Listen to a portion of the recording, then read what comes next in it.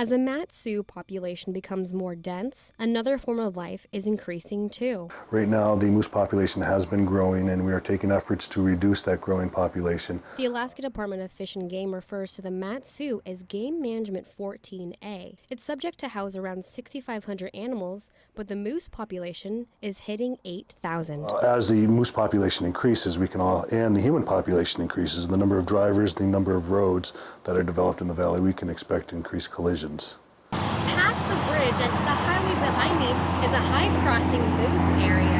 On average, about 270 moose are killed every year in a vehicle collision. Fish and Game say they change their count every July so they can accurately keep track of moose population during the winter months. If we zeroed it out on January 1st, we really wouldn't be able to let the public know how many collisions are actually occurring during the winter period when the collisions are actually highest. With heavy snowfall, moose are forced to lower grounds. The Mat-Su already has a high moose resident population, so the snow eventually pushes the moose onto the roads. Our data suggests that the strongest relationship between moose and collisions has to do with the amount of daylight and not necessarily with the amount of snowfall. So our highest number of collisions are observed in December and January when Alaska is the darkest. The state has already attempted to control the population with targeted moose hunting.